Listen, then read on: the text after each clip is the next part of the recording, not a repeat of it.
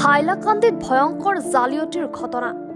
জাল প্ৰমাণপত্ৰ প্ৰদান কৰি ৰঙাঘৰৰ আলহী হল 6জন লোক। 106খন জাল জন্মৰ প্ৰমাণপত্ৰ প্ৰস্তুত কৰাৰ তথ্য লাভ আৰক্ষীৰ। ঘটনা সন্দৰ্ভত আৰক্ষীয়ে গ্ৰেপ্তাৰ কৰে হুছেইন আহমদ বৰভূঞা, সিৰাজুল ইছলাম লস্কৰ, ওম প্ৰকাশ সিং, দীনেশ কুৰ্মী, ব্ৰাহ্মণন কুৰ্মী আৰু সুৰজ ৰবিদাসক। এই জালিয়াতি চক্ৰটোৱে এতিয়ালৈকে মুঠ 106খন জাল প্ৰমাণপত্ৰ প্ৰস্তুত কৰিছে বুলি তথ্য লাভ কৰিছে আৰক্ষীয়ে। হাইলাকান্দিৰ এছ.কে. ৰায় অসামৰিক হাস্পাতাল আৰু লালা প্ৰাথমিক স্বাস্থ্য কেন্দ্ৰৰ পৰা একেলগে জাল প্ৰমাণপত্ৰ তৈয়াৰ কৰি চৰকাৰী পৰ্টেলত আপলোড কৰাৰ অভিযোগ এই অভিযুক্ত কেইজনৰ বিৰুদ্ধে। অভিযুক্তসকলে বেআইনীভাৱে জন্ম প্ৰমাণপত্ৰ আপলোড কৰি সন্দেহযুক্ত লোকসকলক ভাৰতীয় নাগৰিকত্বৰ প্ৰমাণপত্ৰ প্ৰদান কৰিছে বুলিও অভিযোগ উত্থাপন হৈছে।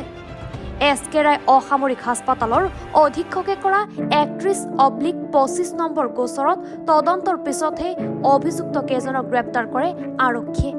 এটা ডাঙৰ birth certificate, fake birth certificate racket উৎখাত হৈছে হাইলাকান্দি।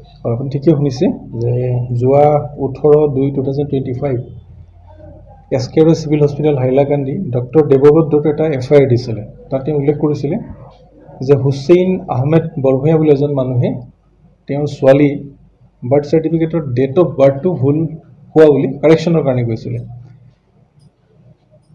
ৰিগাৰ্ডিং দিছ এই সম্পৰ্কে যেতিয়া হস্পিটেল অথৰিটিয়ে বাৰ্থ চাৰ্টিফিকেটটো চেক কৰিলে তেওঁলোকে গম পালে যে এই বাৰ্থ চাৰ্টিফিকেটটো তেওঁলোকৰ হস্পিটেলৰ পৰা ইছ্যু হোৱা নাই।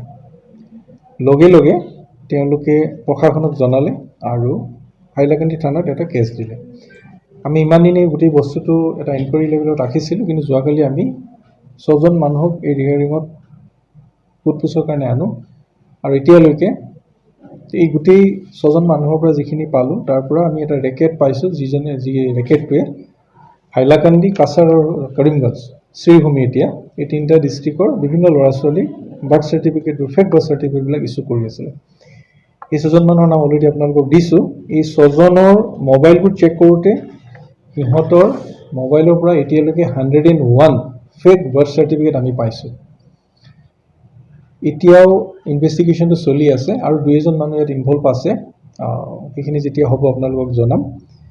আৰু এতিয়ালৈকে 6জনক এৰেষ্ট কৰিছোঁ আৰু অলপ পিছত তেওঁলোকক কোৰ্টত হাজিৰ কৰা হ'ব। বাকী ইনভেষ্টিগেশ্যনটো চলি আছে। অলৰেডি মই আপোনালোকক দিছোঁ, আপোনালোকে। হাইলাকান্দিৰ পৰা সুৰজিৎ দে ৰিপৰ্ট, এনি ভাৰত 24।